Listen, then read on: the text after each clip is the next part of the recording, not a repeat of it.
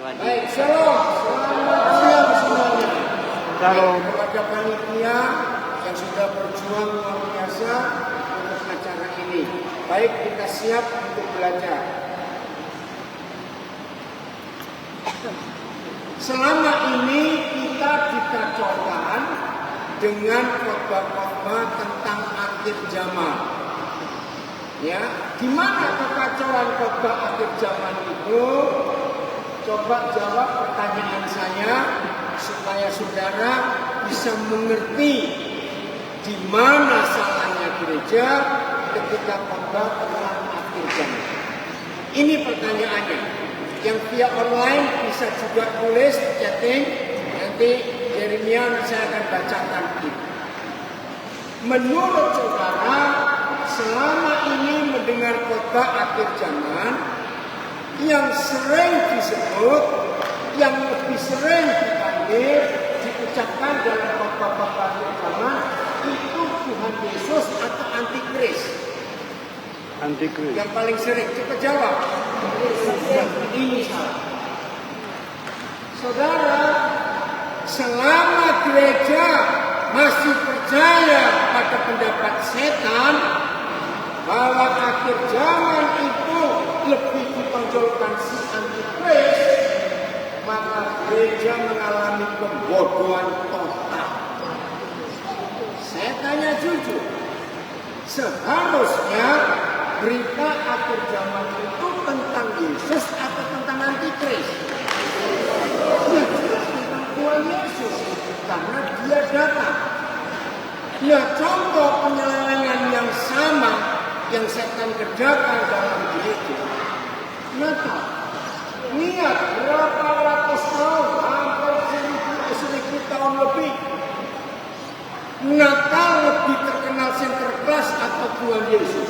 Sinterklas. Ya bukan tidak. Ini pembodohan. Tapi gereja bodoh ikut juga.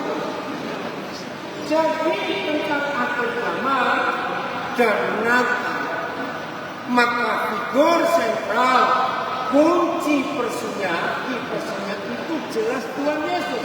Setuju? Karena khotbah-khotbah akhir zaman lebih banyak menceritakan tentang Antikris, maka yang muncul adalah ketakutan. Betul tidak? Wih, takut Antikris begini, Antikris begitu, takut. Hari ini kita berubah. Tuhan ingin setiap kita kalau bicara akhir zaman harus Yesus nomor satu. Antikris kita tinggalkan saja. Karena tidak penting. Betul tidak? Tidak ada pentingnya kita mempelajari tentang Antikris. Tidak percuma. Yang salah bukan rakyat, gedungnya ini yang salah. Iya, saya tak tahu. Sorry katakan mudah atasnya ya, gemas sekali. Saya ulangi lagi. Jadi kalau saudara ingin mengerti betul tentang akhir zaman, William kalau pertanyaan juga di belakangnya. Tapi ini tidak pindah ke belakang. Kalau di sini masih dapat. Enggak, maksudnya pindah ke belakangnya. Duduknya enak. William duduk di belakang dia. Duduk di belakang dia. Enggak duduk di belakang situ. Enggak. William pindah ke belakang. William, iya, ke belakang dia. Nah, situ. Nah, ini. William tetap di situ. Ya, di belakang kursi di belakang dia. Jadi tahu kan? Iya, William ke situ. Ya, William saja. Bukan. Enggak, ya William di belakangnya. Nah, begitu. Ya, kan lebih enak. Ya, William pindah ke situ. William pindah ke kiri. William pindah ke kiri. Nah, kemudian. Oke, saya lanjutkan. Jadi kalau saudara ingin mengerti akhir zaman dan hati Tuhan, maka buang jauh-jauh tentang Antikris. Kita nggak urusan dengan dia, setuju? Apalagi tertulis jelas di kitab Wahyu, semua mereka akan dikalahkan oleh kedatangan Tuhan Yesus. Amin. Jadi lebih baik kita bicara tentang Tuhan Yesusnya. Tolong rekan-rekan gembala, pengkhotbah-pengkhotbah yang masih suka atau sering bicara akhir zaman, ubah konsep ini. Membicarakan tentang Yesus jauh lebih penting daripada Antikris. Katakan amin. Amin. Walaupun mereka Antikris tertulis di Alkitab, itu jelas. Tapi kita nggak pusing tentang dia. Saudara bayangkan, sekian ratus tahun gereja dibodohi. Maka itu kenapa anak-anak muda kalau diajak ke gereja, lalu temanya akhir zaman, pasti mereka tidak mau ikut. Sebab salah apa? Setuju ya? Yesus itu pusat. Yesus itu intinya, bukan yang lain-lain. Setuju? Kalau setuju, kita lanjutkan. Akhir zaman itu artinya kenapa berdiri di sana nggak maju saja? Ibu, ada siapa di situ? Tolong maju. Iya. Ayo, kenapa di situ? Yang duduk juga, yang duduk siapa itu yang duduk? Yang duduk kenapa di situ? Pindah ke sini. Siapa namanya yang duduk itu di meja? Siapa namanya? Kamu kenapa nggak duduk aja? Ya, ayo maju. Saya ingin kalau saudara memang di sini harus mau dengar firman. Kalau tidak mau dengar, pulang saja. Begitu saudara kerja cari duit. Daripada di sini cuma pengangguran, pulang. Oke, baik. Ayo kita belajar. Jadi setelah ratusan tahun setan menipu gereja, Yesusnya hilang. Akhirnya Antikris diterima dari Tuhan Yesus. Hari ini kita beri. Kita lihat 3 ayat yang pertama tentang Tuhan Yesus itu sendiri. Matius 24 ayat 14. Matius 24 ayat 14. Ya. Ayo kita baca sama-sama. Tidak tahu di layar ada atau tidak. Bapak kemana lagi? Kok jalan lagi ke sana? Oh Pak, siapa itu namanya? Pak siapa? Tolong jawab saya tanya namanya siapa? Oh masih ada orang lagi di sana. Oh, jadi itu multimedianya? Enggak, multimedianya pakai enggak? Saya tanya. Oi, saya tanya. Pakai multimedia ada ayat enggak di layar?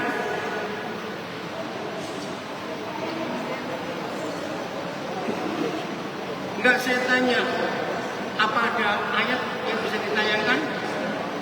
Hei, panitianya mana? Saya tanya ini, tolong jawab, hei. Ya, saya tanya, ada ayat enggak ditayangkan? Tolong jawab. Loh, saya tanya, ada tidak? Loh, saya tanya, ada atau tidak? Tolong jawab. Ada. Nah, jawab gitu. Aduh, susah benar. Ya, Matius 24 ayat 14. Perhatikan. Selama ini gereja tidak serius mengerti akhir zaman karena konsep khotbah yang salah. Lihat, 3 ayat yang pertama kita akan teliti bahwa akhir zaman itu bicara tentang Tuhan Yesus. Setuju ya? Jangan kita katakan Antikris, biarin apa saja yang dia membuat silakan. Karena toh pada akhirnya mereka akan dikalahkan. Maka itu daripada kita sibuk membahas yang pasti akan dikalahkan, kenapa kita tidak sibuk membahas yang mengalahkan? Setuju? Setuju. Siapa yang mengalahkan? Yesus. Jelas Tuhan Yesus. Nah itu dia. Yang kedua, Matius 24 ayat 14. Ada?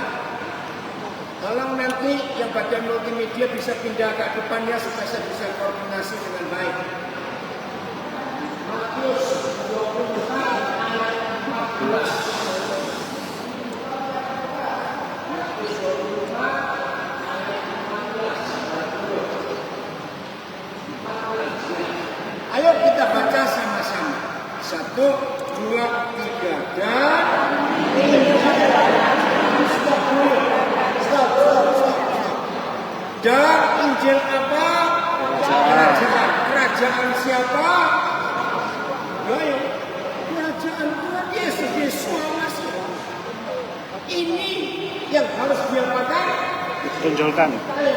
Diapakan? Diberitakan. Stop dulu. Jelas. Yang harus diberitakan Injil kerajaan Yesus Masih. Tapi setan menipu antikris yang dibahas. Jelas kan? Maka itu mari kita bertobat dengan salah ini.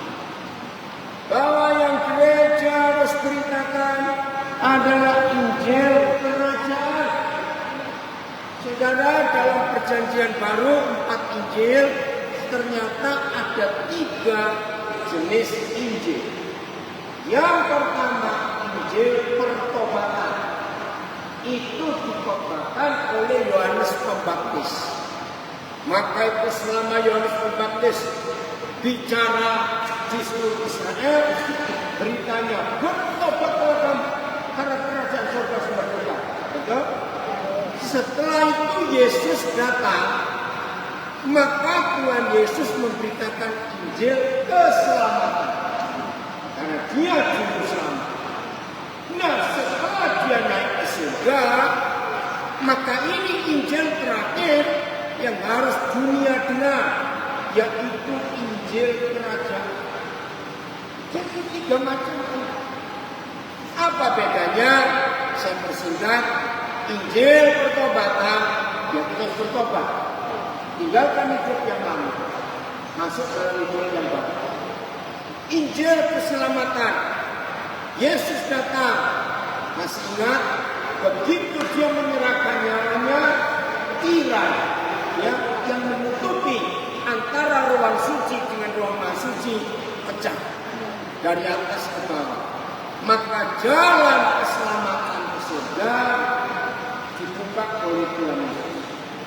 Ya, setelah kita diselamatkan, kita nggak boleh tetap sebagai orang yang sudah diampuni dosa, tapi kita harus maju lagi, yaitu memerintah bersama Tuhan Yesus. Nah, ini Injil kerajaan. Nanti ayatnya saya tunjukkan. Pasal ayat kedua, ayat ketiga. Nah, setan paling tidak suka ketika gereja mengkhotbahkan Injil kerajaan. Karena setan tidak mau gereja menjadi dewasa. Ya, multimedia, siapkan Yesaya 9 ayat 5. Kita tinggalkan dulu Matius 24 ayat 14. Yesaya 9 ayat 5. Ini Injil kerajaan itu berjudul bahwa Yesaya 9 ayat 5 ini yang selalu dikhotbahkan malam Natal. Ya, kita ada di tanggal 11 bulan Desember. Baca ayat 5 per kalimat ya. 1. Sebab, ayo baca rame-rame, sebab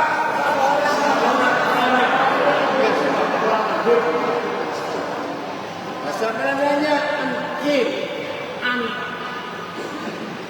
orang Jakarta bilang orok, anak bayi. Dan memang Yesus pernah lahir sebagai bayi. Oh, lanjut. Ayo, 1, 2, 3, seorang putra.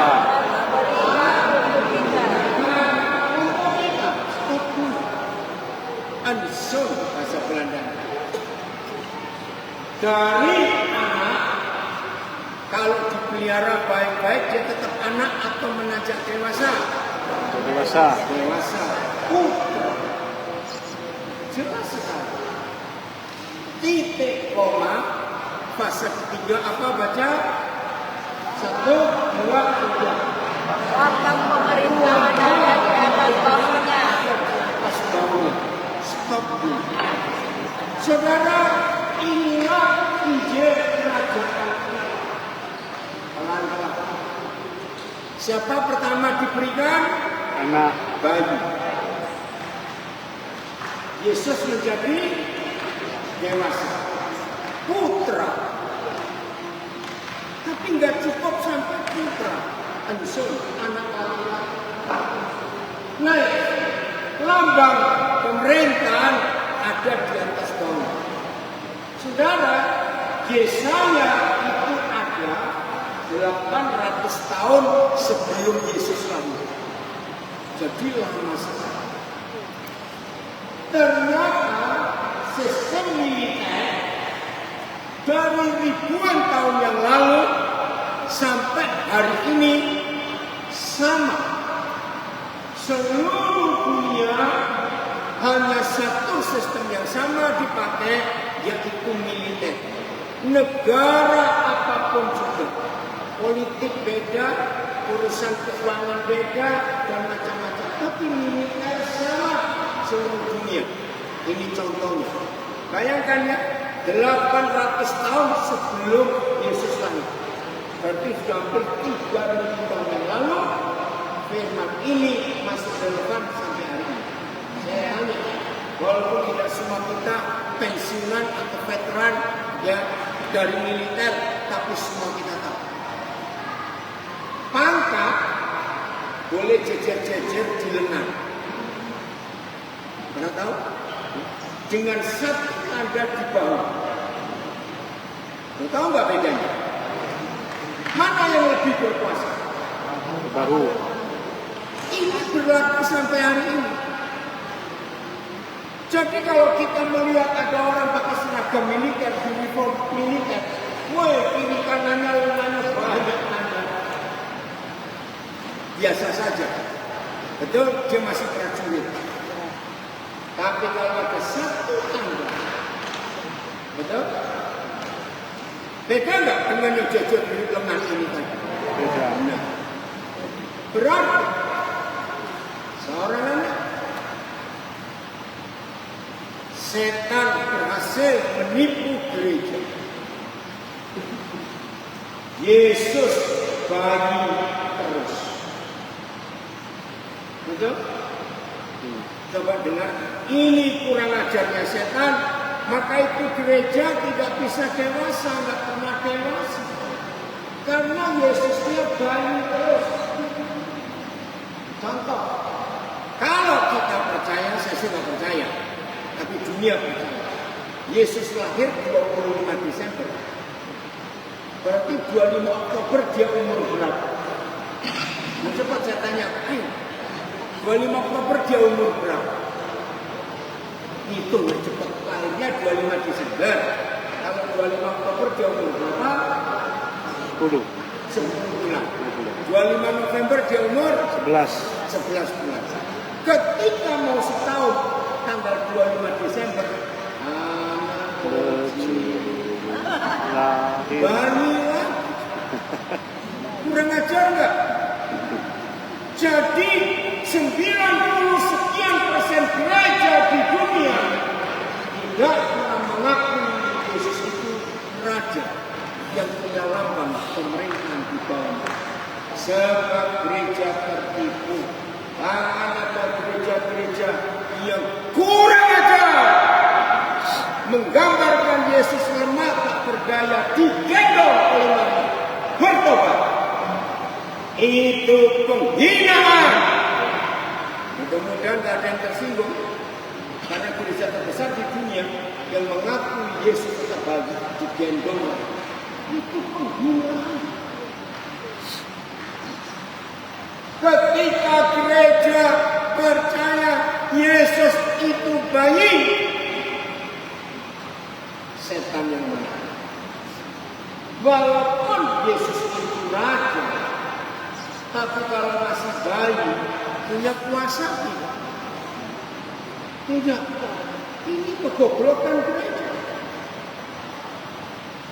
Setelah itu dia putra, menjadi dewasa. Loh, siapa yang masih punya gambar-gambar Yesus bayi, patung-patung bayi, buang! Itu setan semuanya. yang membodohi. Setuju ya? Jangan tersinggung. Kalau saudara masih percaya Yesus bayi, silakan. Saudara gak akan kenal arti akhir zaman yang sesungguhnya. Ini loh ngerinya setan membodohi gereja ribuan tahun. Maaf. Nah, ini gedung resmi. Ada presiden, ada wakil gubernur Sulut, dan ada wakil gubernur Sulut. Bapak-bapak ini pernah lahir nggak? Nah, Jawab, bapak-bapak ini pernah lahir nggak? Ya nggak mungkin nggak pernah. Pertanyaannya, apa yang terjadi kalau kita memasang foto presiden, wakil, foto gubernur dan wakil ketika mereka masih bayi? Loh, bukan nggak ada arti. marah. Marah itu penghinaan. Loh, betul gitu. Sama seperti itu ketika gereja mempercayai Yesus yang masih bayi, itu penghinaan. Betul apa salah konsep? Maka itu kita harus bertobat hari. Kalau kita membicarakan akhir zaman, harus sebagai orang Belanda, raja mereka namanya Willem Alexander. Koning Willem Alexander memang pernah lahir. Kalau orang Belanda jawab, apa yang terjadi kalau orang Belanda pasang fotonya Koning Willem Alexander waktu masih baby? Itu penghinaan. Sekarang nggak usah orang-orang penting. Ayo jujur tanya, ini oma-oma, apa mama?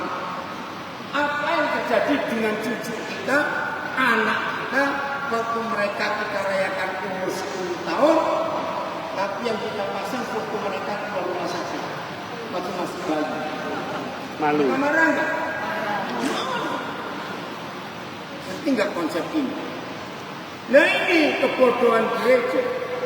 Yesus baru terus. Ngeri. Saudara, ayo kita bertobat. Nah inilah Injil kerajaan itu. Sebab lambang pemerintahan ada di atas saya. Berarti Yesus itu siapa? Raja segala raja. Betul? Nah ini Injil kerajaan. Nah setan tidak takut dengan Injil pertobatan. Karena hanya bertobat tapi tidak menjadi dewasa, punya kuasa tidak? Tidak. Tidak punya kuasa. Setelah bertobat, masuk Injil keselamatan, kita jadi anak-anak raja. Ini pun tidak cukup kalau cuma jadi anak raja. Ayat kedua yang kita mau lihat, ayat ketiga ini kedua ya. Kita buka Wahyu pasal yang ke-11 ayat 15. Wahyu 11 ayat 15. Inilah 3 ayat yang pertama. Tadi Markus 24:14, Yesaya 9 ayat 5. Dan sekarang Wahyu 11 ayat 15. Lalu malaikat keberapa? Ketujuh, yang terakhir. Nah, ketika gereja khotbah akhir zaman, yang dikhotbahkan malaikat pertama, kedua, ketiga, keempat, kelima, keenam. Itu memang mengerikan ketika berita ditiup. Tapi gereja lupa. Malaikat yang ketujuh ini malaikat yang terakhir.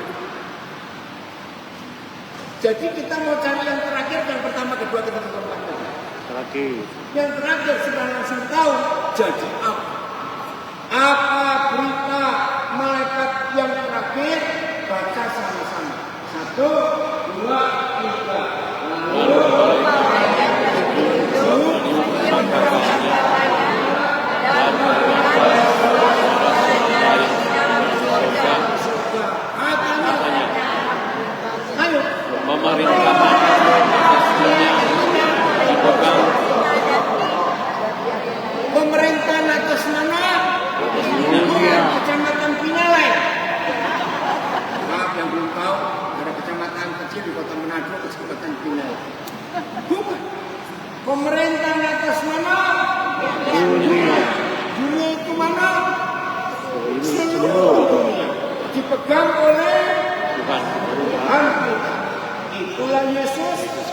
Dan itu dua pribadi. Bapak Yabe.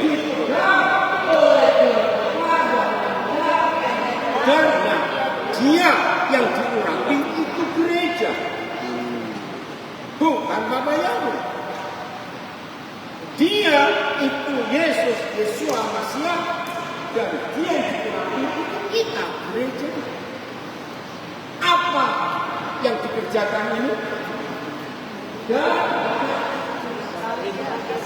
Dan perhatikan dari jamaah Tuhan kita dan dia yang diurapinya itu Yesua Masiah menikah bersatu dengan gereja menjadi tunggal. Dia akan apa? Baca Memerintah sebagai raja. Memerintah sebagai tua. Kepala. Ya, yang belum tahu istilah Minasa hukum tua itu lurah. Bukan hukum tua, tapi Raja. bukan cuma camat, bukan cuma gubernur, tapi raja. Di mana? Sampai selamanya. Di bumi. Sampai kapan? Selamanya. Ini akhir zaman. Kita nggak suka cinta begitu. Kita ini diajak memerintah bersama dengan Tuhan Yesus kepala gereja. Ini Injil kerajaan kita. Maka itu ketika setan berhasil menipu gereja, membicarakan antikris lebih banyak daripada Tuhan Yesus. Kalau obat akhir zaman, hari ini kita mendengar. Kembali lagi ke Matius 24 ayat 14, sekarang belum selesai. Matius 24 ayat 14, belum selesai. Saya tidak tahu ini, mudah-mudahan panitia bisa menemukan solusi supaya nanti sore dan besok pagi dan besok sore bisa teratasi. Kalau enggak suara saya bisa habis. Yang kecil saja, Pak semua ibu usul bapak, yang kecil, saya nggak apa ya. Kalau panitia anak-anak muda yang bisa tahu makan sound, mana ayat 14 Matius 24? Ada nggak multimedianya kemana? Oh, nggak ada orang. Matius 24 ayat 14. Apa mejanya bisa dipindah ke sini enggak ya? Saya nggak terlalu jauh.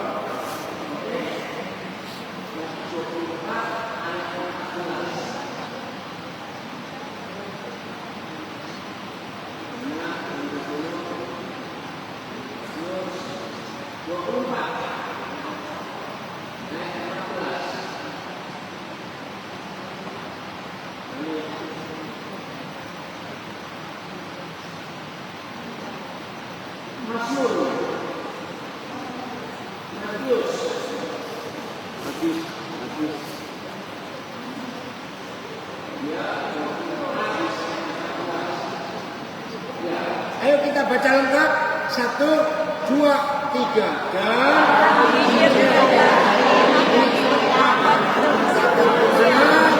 Dan dunia untuk menjadi segala manusia. Terus, ini akhir zaman. Sesudah itu bahwa Saudara perhatikan baik. Apa tiba kesudahnya? Yaitu terjadi. Tapi tidak akan tiba kesudahnya kalau apa? Kalau Injil kerajaan belum diberitakan ke seluruh dunia, sehingga masih ada telinga yang belum dengar tentang Injil kerajaan itu. Barangkali bertahun-tahun saya berkata begini kepada Tuhan Yesus. Maaf ya Tuhan. Tuhan Yesus menyuruh kita untuk menunggu menanti kedatangannya. Mestinya sambil berdoa dan berjaga-jagalah kamu. Sebab saat dan waktunya tidak ada yang tahu. Termasuk Yesus sendiri tidak pernah tahu kapan dia bisa datang. Nah, saya berkata begini, Tuhan Yesus, maaf, saya beri contoh. Kalau suatu hari ada teman telepon saudara, kamu ada di rumah? Iya. Kenapa? Aku mau datang. Setelah saudara dengar teman yang mau datang, saudara tanya apa yang berikut? Kapan? Kapan? Jawabnya, nggak usah tahu. Pokoknya kamu tunggu saja, aku pasti datang. Ayo, mau tunggu nggak? Nggak mau. Nggak tahu kapan datang, tunggu gimana? Iya atau tidak? Ini yang buat aneh. Saya bilang, maaf ya Tuhan Yesus, jangan bergurau. Orang baru bilang jangan bergurau. Kami disuruh menunggu Tuhan datang. Tapi yang ditunggu tidak tahu kapan dia datang. Bisa tahun, bisa 10 hari, bisa enggak beberapa tahun. Saudara, kalau Yesus berkata anak itu sendiri tidak pernah tahu kapan dia datang, ternyata ini jawaban.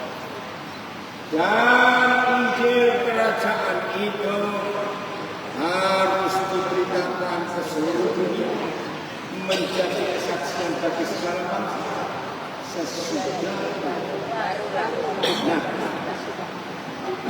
jadi tugas siapa yang memberitakan Injil kerajaan ke seluruh dunia? Kita. Tugas siapa? Cepat jawab. Gereja. Tugas gereja. Kita. Betul? Oh. Berarti siapa yang mempercepat dan memperlambat Yesus hadir? Gereja. Saudara, ini yang setan gak suka. Maka itu setan berhasil membuat gereja tahu Yesus bayi. 2 Petrus 3 ayat 10. 2 Petrus 3 ayat yang ke-10. Kita lihat ayat ini. Saya cek dulu, mudah-mudahan saya tidak salah. 2 Petrus 3 ayat yang ke-10.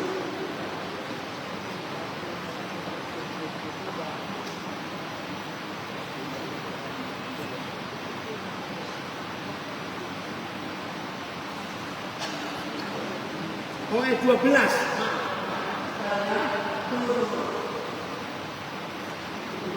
Oh iya, ayat 12. Maaf ya. 2 Petrus 3 ayat 12.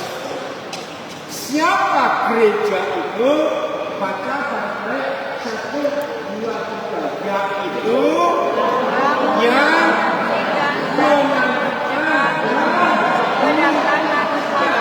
kedatangan hari Tuhan itu. Stop dulu. Sekarang saya tanya Bapak, kalau kita seharusnya bisa mempercepat, berarti kita bisa memperlambat. Ayo bertobat. Jadi selama ini yang kita lakukan mempercepat atau memperlambat kedatangan Yesus? Memperlambat. Karena kita bodoh, tidak tahu tugas dan tanggung jawab kita. Apa tugas dan tanggung jawab kita supaya hari itu dipercepat? Beritakan Injil kerajaan itu kemana? Seluruh dunia. Ke seluruh dunia. Untuk siapa? Seluruh manusia. Semua bangsa. Sesudah itu melakukan kesudahan.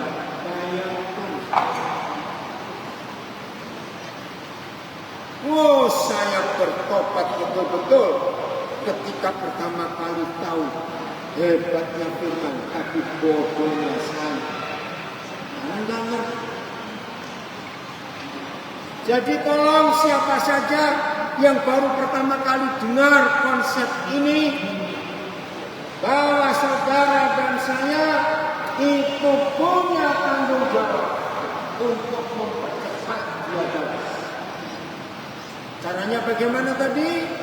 Beritakan Injil kerajaan. Apa yang terjadi dengan gereja sekarang?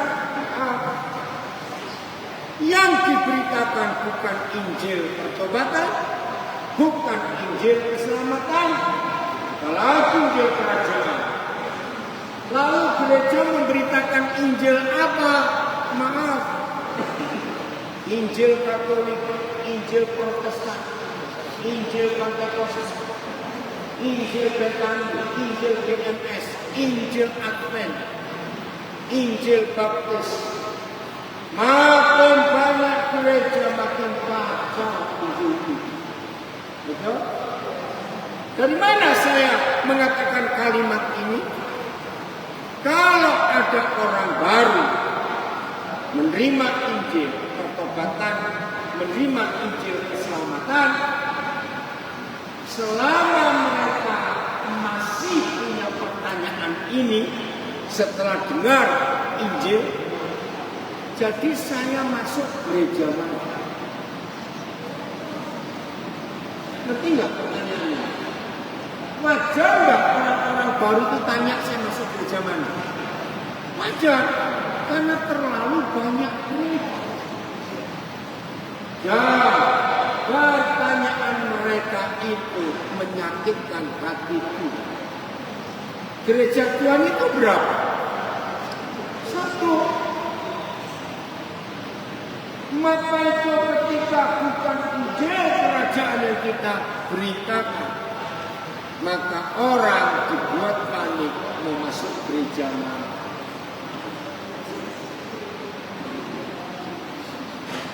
Kalau memberitakan Injil kerajaan, langsung orang tahu itulah kerajaan surga. Belum betul. Tapi kalau memberitakan Injil gereja, maka orang tanya, gereja yang mana? Sedih sekali ya Tuhan melihat. Dan sampai hari ini setan berhasil mengacau gereja. Betul? Lihat jumlah perpecahan gereja makin berkurang, makin bertambah. Saya tidak tahu, tolong kalau ada yang punya data, tanya ke Dinas Kristen Provinsi Sulawesi Utara. Kira-kira di Sulawesi Utara atau Kota Manado ini ada berapa ratus merek gereja? Ada yang tahu nggak kira-kira? Saya ingin tahu. Ya, karena di 38 provinsi di Indonesia, maka provinsi terkristen itu provinsi Sulawesi Utara. Karena yang lain sudah berkurang semua. Ada berapa ratus nama gereja. Akhirnya Injil kerajaan itu kabur, nggak jelas. Betul nggak? Saya berkata salah atau tidak? Ini menyedihkan hatiku. Maaf, termasuk DPR sendiri. Tidak boleh kita bangga-bangga. Aku gereja pimpinan Roh Kudus. Tidak. Semua kita harus berkata, aku gereja kerajaan surga. Amen. Beritanya cuma satu, Injil kerajaan. Saudara, doa yang diajarkan Tuhan Yesus, yaitu doa Bapa kami. Karena itu penting konsep ini. Pak, bisa nggak Pak teleponnya dimatikan Pak? Oh, dengar firman dulu urusannya. Saudara dengarkan. Doa Bapa kami itu doktrin tunggal. Amen. Saya yang bisa. Ini kalimat pertama. Tapi setan manusia. Bapa kami yang di kantor Sinode Geni. Bapa kami yang di kantor Sinode DPR. Bapa kami yang di kantor Sinode Gemis. Loh betul. Loh iya Bu. Karena kita dikotak-kotakan dengan denominasi ini. Akhirnya bapak yang satu itu jadi kabur. Bapak yang mana? Karena bapak kita berapa? Yang di surga. Karena bukan Injil kerajaan, maka rusak. Dikuduskanlah namamu. Tapi karena kita terkotak-kotak dalam sinode, dikuduskanlah sinodemu. Maka itu perang dogma.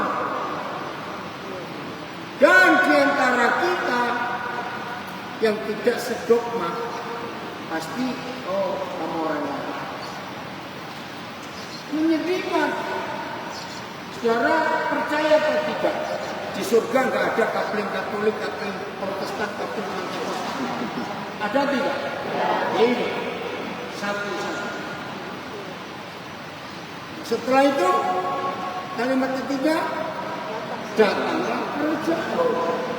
Kerajaan siapa? Yesus, Masia, Raja segala macam.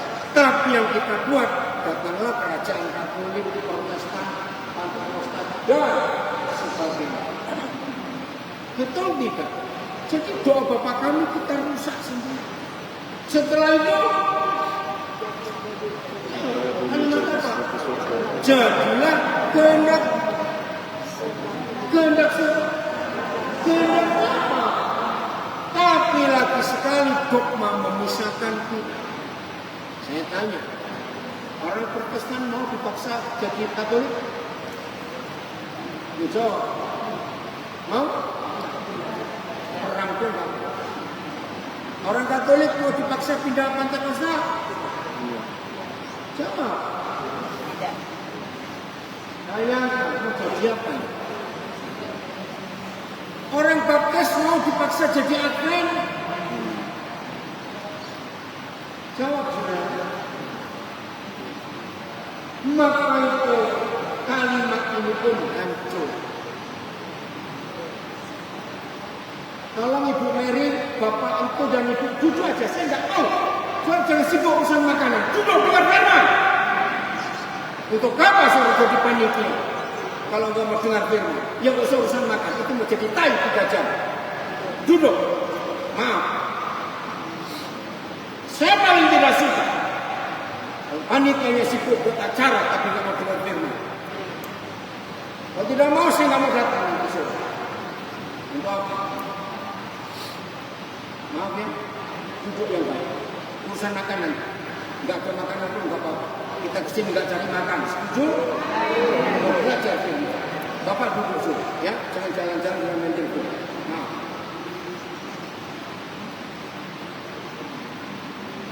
Jadilah kehendakmu, itu pun dirusak.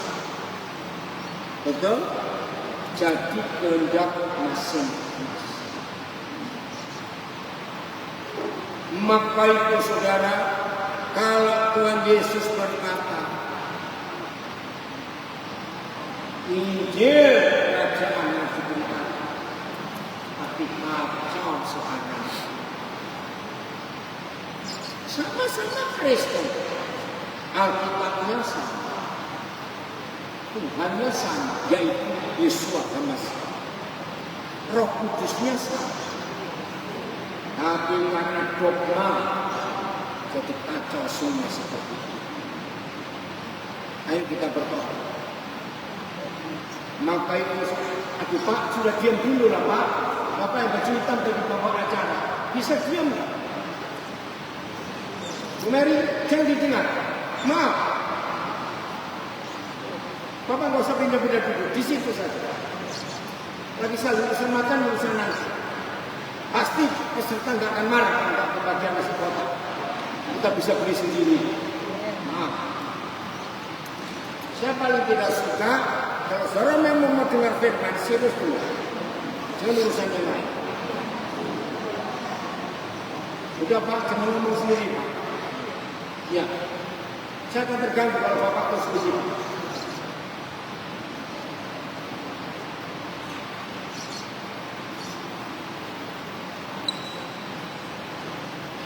Saudara, inilah konsep yang kita harus tahu. Setuju? Bapa kami di surga, dikuduskanlah namamu, datanglah kerajaan, jadilah kehendak. Ini semua apa? Karena kita punya bapak satu, tapi mamanya yang banyak. Nah, betul, siapa mamanya? Gereja-gereja itu. Bapaknya satu, mamanya Gemim, mamanya GPM, mamanya Pentekosta, mamanya Katolik, itu jadi kacau. Ayo hari ini kita bertobat. Betul? Bapak kita cuma satu. Kerajaannya cuma satu. Kehendaknya cuma satu. Yang kita putuskan nama yang satu tujuh. Kalau ini terjadi, baru kalimat itu. Supaya bumi jadi seperti surga. Karena cuma ada satu di antara dua. Kalau bumi tidak jadi sama seperti surga, sama seperti apa? Neraka. Ya jawab. Kalau bumi nggak jadi sama seperti surga, bumi jadi seperti neraka. Saudara bayang. Sulawesi Utara ini tanah Injil, tanah Kristus. Tapi neraka ada di sini. Saya punya 3 bukti, jangan tersinggung. Kalau di Sulawesi Utara ini bukan tanah Injil, tapi tanah neraka. 1. Selama gereja gagal mendamaikan suami istri dan terjadi banyak perceraian, maka ini neraka. Betul? Siapa yang menempati neraka ketika suami istri tidak harmonis? Anak-anak.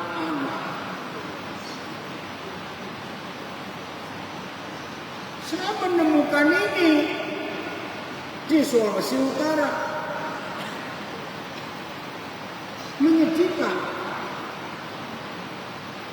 Selama gereja tidak mampu mengalahkan Bahugel, maka neraka di tanah. Yang belum tahu Bahugel itu singkatan baku tangan gelap, itu perselingkuhan.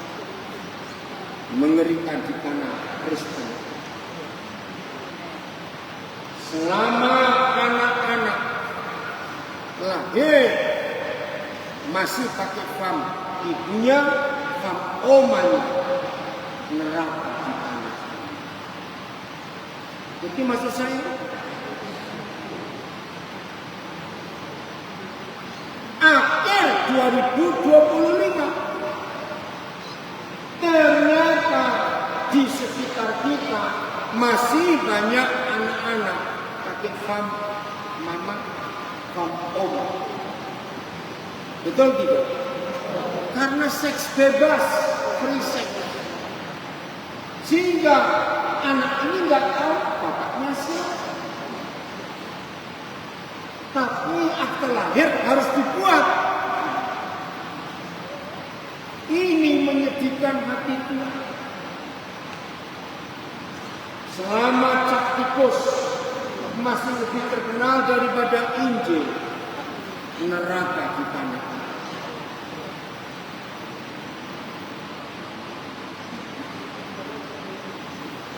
Selama gereja gagal, di dalam gereja anak-anak muda menikah, hamil 2, itu neraka. Bayangkan kalau saya ngomong sampai di kalimat ini. Gereja tidak peduli dengan keluarga. Majelis-majelis kalau rapat nggak sibuk ngurusin keluarga, hanya ngurusin uang, ngurusin bangku, ngurusin yang tidak penting. Padahal masalah pernikahan di Manado ini mengerikan sekali. Padahal hukum kerajaan surga berkata, itu Maleakhi 2:16. 14. Tolong multimedia Malaki 2:16. Inilah hukum kerajaan surga. Sebab aku Yahweh Tuhan Israel membenci perceraian. Ini jelas Malaki 2 ayat 16. 1, 2, 3. Sebab aku membenci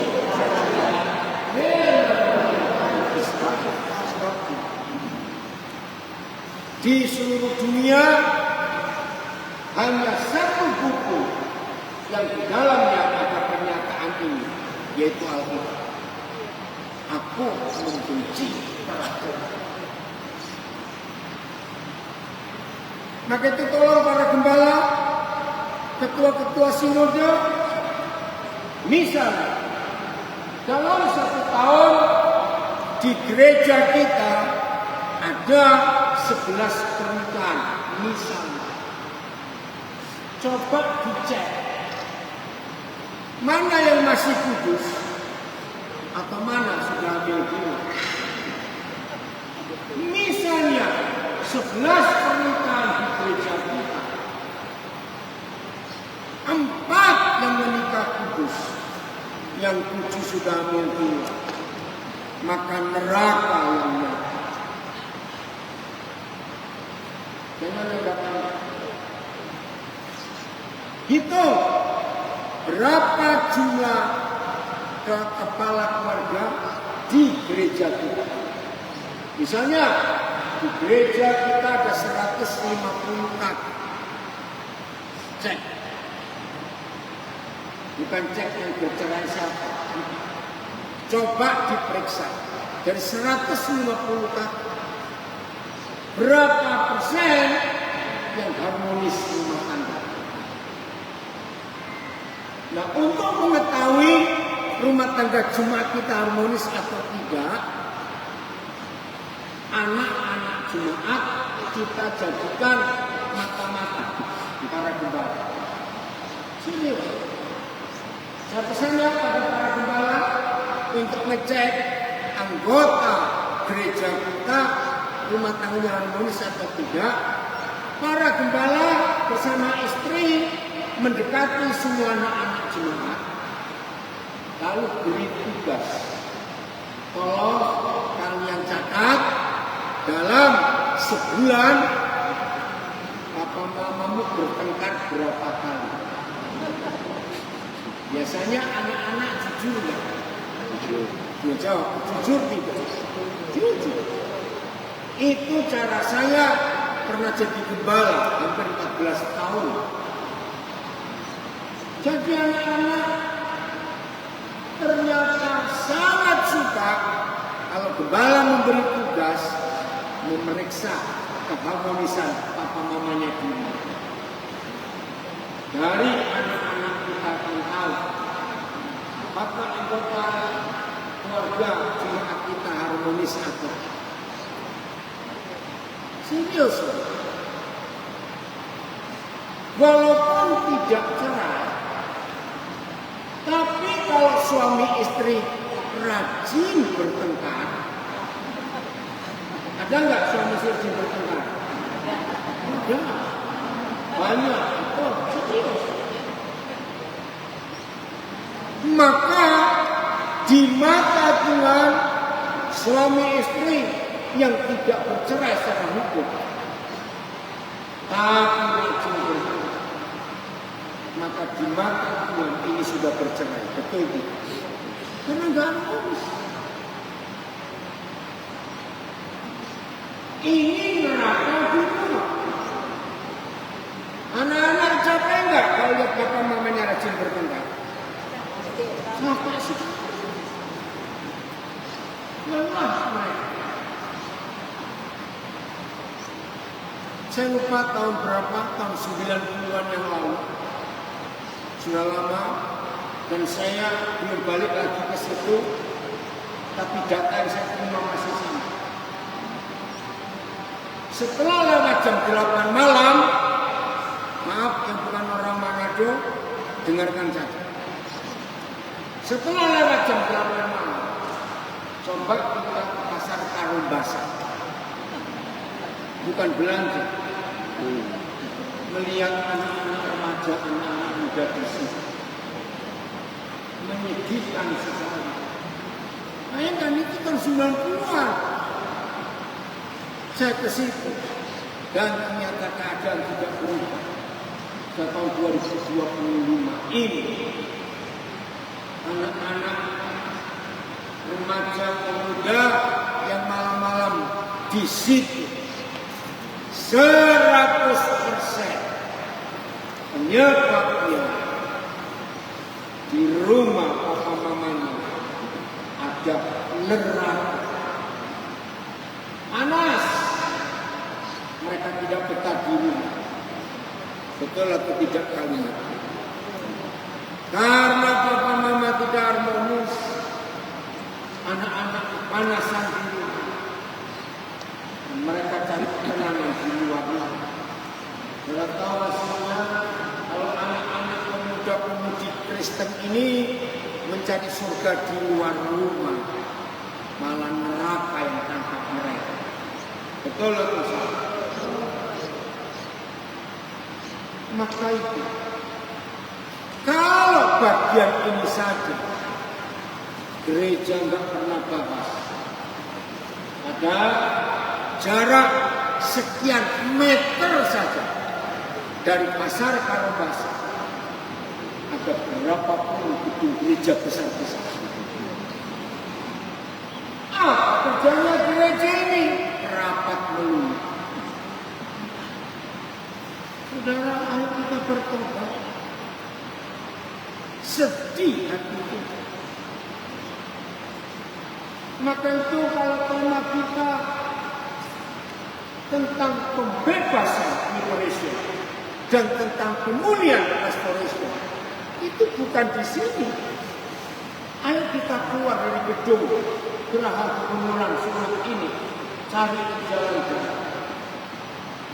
Bebaskan mereka, amin, dari belenggu, narkoba, mabuk, seks, free sex, perjudian. Kasihan mereka. Dan kalau kita teruskan, namanya manusia normal, anak-anak muda, pengen menikah nih.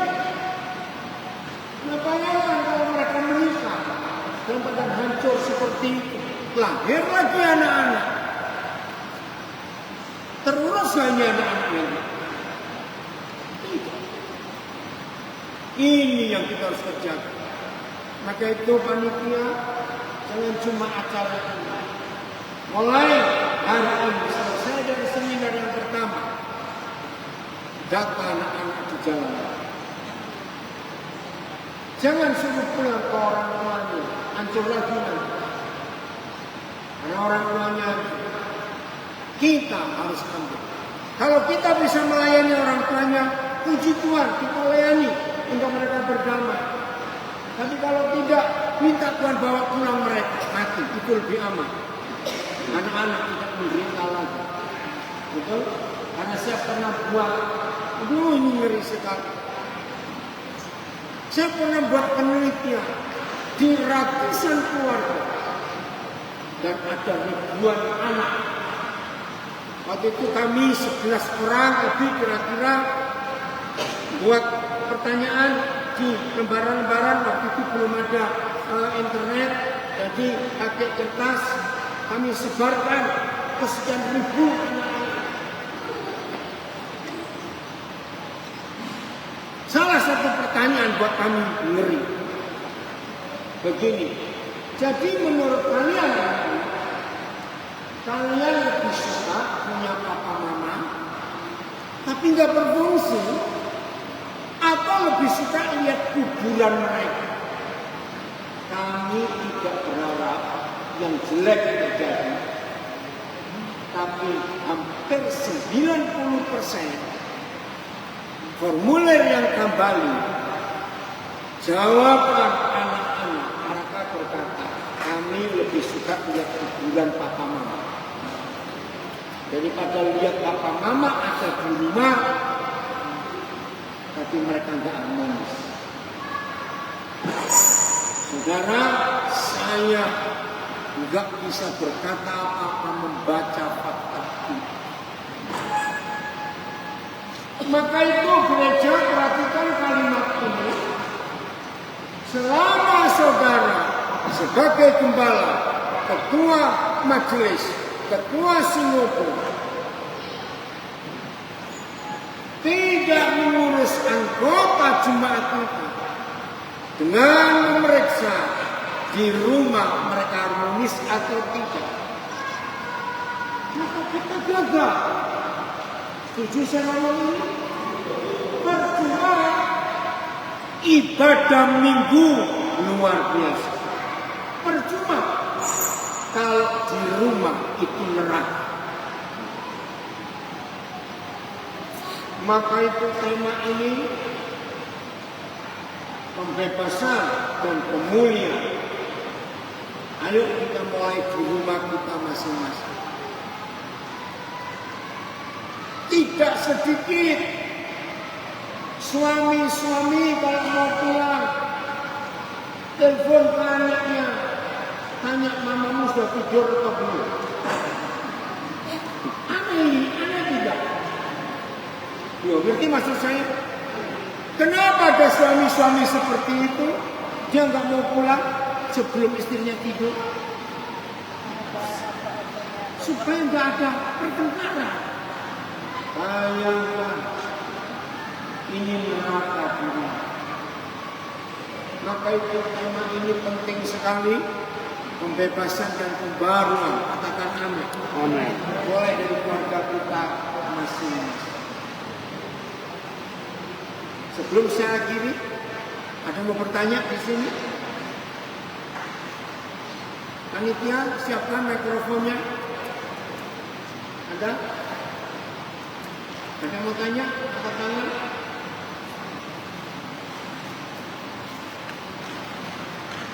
Ada? Sebelah sana Pak? Iya. Jet, kamu bisa angkat ini semua. Belakang semua. Angkat saja. Oh. Terima kasih. Iya, silakan. Nama saya Pendeta Firman. Saya ingin berbicara tentang antikristus. Apakah itu ada di dunia atau surga? Terima kasih. Di bumi. Ya. Jadi antikris ada di 1 Yohanes pasal 2. Itu orang Kristen. Nah, salahnya selama ini yang di kitab Wahyu disebut antikris. Bukan. Antikris itu cuma ada di 1 Yohanes 2. Sedap. Lagi di dunia. Ada lagi yang lain? Nggak ada? Jelas semuanya kalau ada di sini. Pak, di sini. Di sini angkat ini.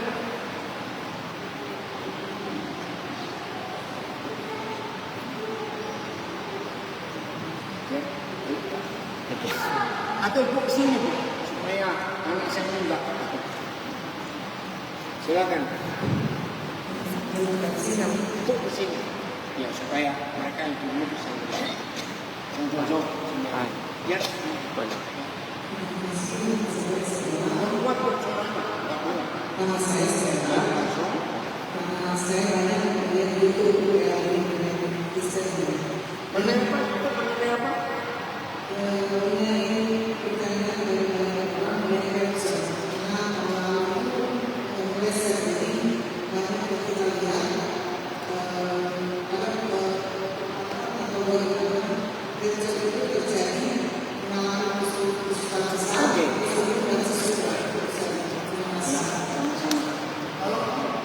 sama tentang pengangkatan itu penipuan iblis.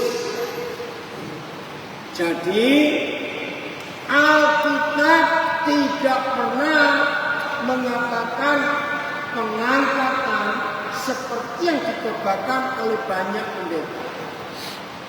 Salah. Matius 24 itu bicara pengangkatan. 1 Tesalonika 4 itu bicara pengangkatan. Wahyu pasal 12 itu bicara pengangkatan. Tapi 3 pasal ini bukan pengangkatan seperti di khotbahkan atau drama. Kalau Antikris datang sebelum aniaya kita diangkat. Ada yang berkata di tengah-tengah aniaya, ada yang berkata sesudahnya. Maaf ya Ibu. Dalam nama Yesus, jangan sibuk tentang Antikris, jangan sibuk tentang pengangkatan. Karena kalau gereja sibuk dengan 2 barang setan ini, maka Yesusnya hilang.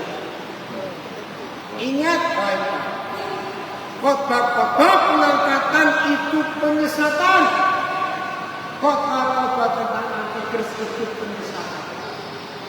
Khotbah yang betul tentang Yeshua Hamasyah yang jadi raja segala raja.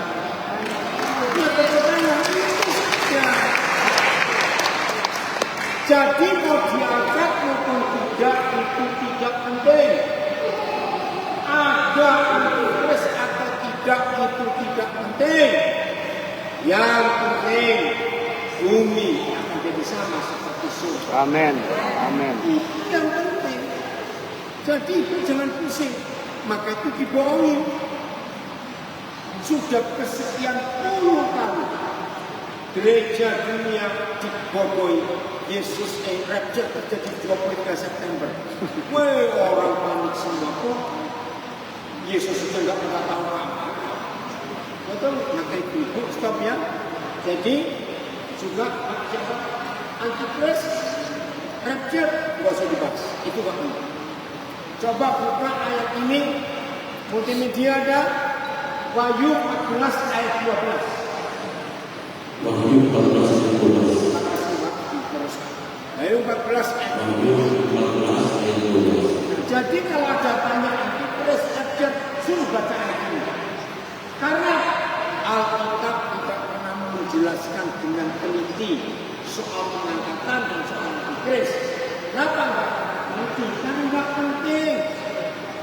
Lagi sekali yang penting adalah datanglah kerajaanmu, jadilah kehendakmu, supaya bumi jadi sama seperti kalimat pertama. Nah, yang penting stop dulu. Apa kalimat pertama? Yang penting. Berarti yang lain Tidak penting. tidak penting. Itu saja. Baca. Yang penting apa? 1, 2, 3. Yang penting di sini orang kudus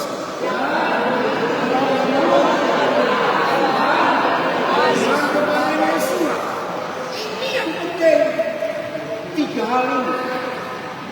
1, Perkebunan. orang kudus. 2, harus Perintah. perintah Tuhan. 3, beriman kepada Yesus.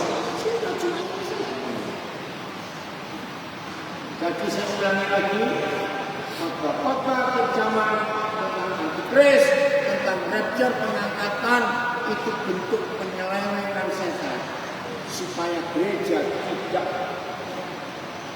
melihat Yeshua Hamasyah. Dan saya ulangi, setan berhasil membuat gereja lupa figur satu itu. Betul ya? Satu lagi yang terakhir. Tuh, silakan. Sini Pak, supaya masuk TV. Oke. Buka. Ya, nggak apa-apa. Asal jelas saja. Saya mau bertanya dari rekaman ini, dan ini berada ini akan menggunakan seluruhnya menjadi saksi bahwa semua bangsa sesudah hidup baru di bangsa. Pertanyaan Pak, di sini itu 1,42 miliar manusia Cina berapa? 1,42. Kemudian India 1 lebih dari 1,42. izinkan kepada semua keras melakukan kebenaran ini. Ini tidak melakukan mereka sangat keras dengan agama mereka. Agama mereka begitu maka pemerintah ini dua bangsa yang tersebutnya yang komunis dan yang sama-sama keras dengan agama budaya ini. Saya jawab, bagaimana 8,5 miliar manusia di dunia, kalau kita lihat Matius 24 ayat 14, yang percaya Yesus baru kira-kira 2 miliar, yang 6,5 belum. Saudara, ada 2 hal. Satu, sekarang ini internet luar biasa. Betul? Kita bersyukur ada internet sehingga berita ini. Saya Yohanes 3:16. Karena begitu besar kasih Allah akan semua manusia di dunia. Nah, karena kasihnya begitu besar kepada semua manusia dan Bapa tak ingin ada satupun yang binasa. Maka di Tiongkok dan di India pun ada cukup banyak murid-murid Yesus yang berani mati untuk Injil. Amen. Jadi Tuhan bertanggung lewat cara-cara. Nah, yang ketiga untuk kita di Minahasa ini, gak usah jauh-jauh. Lihat tetangga-tetangga kita, kiri kanan rumah kita, muka belakang rumah kita, cari anak-anak yang gak terurus. Itu tugas kita supaya Matius 24 ayat 14 terbenar. Jadi kesimpulannya, pulang dari seminar ini kita harus rajin bersaksi tentang Injil Kerajaan. Bukan bersaksi membawa orang jadi salah satu anggota gereja. Itu ya, dengan ini maka gampang sekali Injil itu diberikan.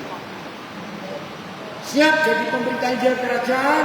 Amin. Gampang caranya. Besok kita lanjutkan seminar dunia. Tuhan Yesus memberkati kita semua.